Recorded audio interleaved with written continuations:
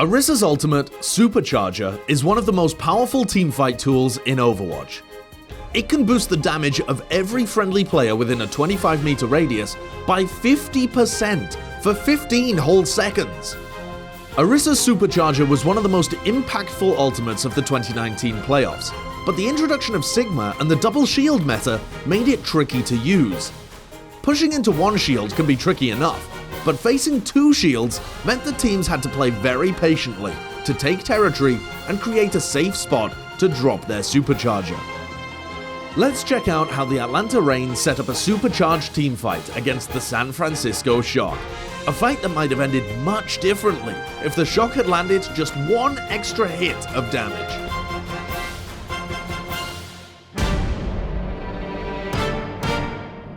The map is Busan, and the San Francisco Shock have control of the point.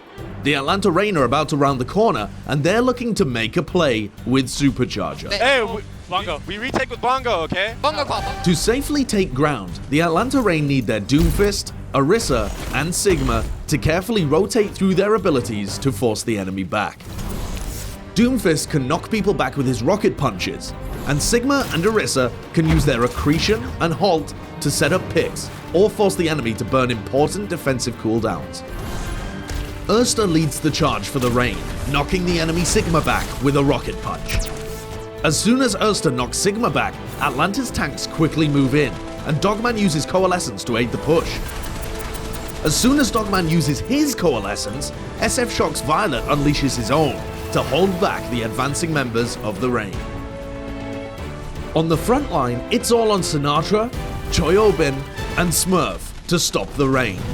Sinatra starts charging a rocket punch, but he gets snagged by a halt from the enemy Orisa, forcing him to jump away from the fight, giving Atlanta a bunch of space to work with.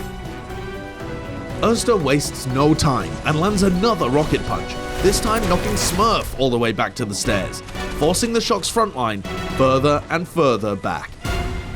Choyobin, Shock's last tank on the front line, tries to slow the Reign with accretion.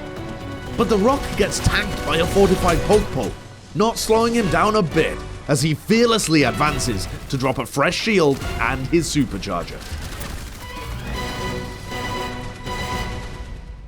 As soon as Poke drops the Supercharger, it's all on Violet to get rid of it. Moira's Coalescence is the Shock's only damage that can bypass barriers and hit the Supercharger from afar. Violet trains his beam right on the Supercharger, desperate to destroy it before the damage-boosted Reign destroys his teammates. However, the very moment before the Supercharger is destroyed,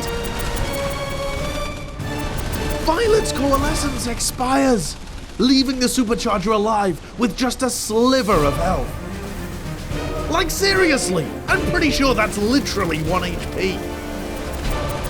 Violet throws a Biotic Orb into the mix, but while it damages all of the Reign's players, it does nothing against the Supercharger, still pumping out that sweet 50% damage boost with just 1 HP and a dream.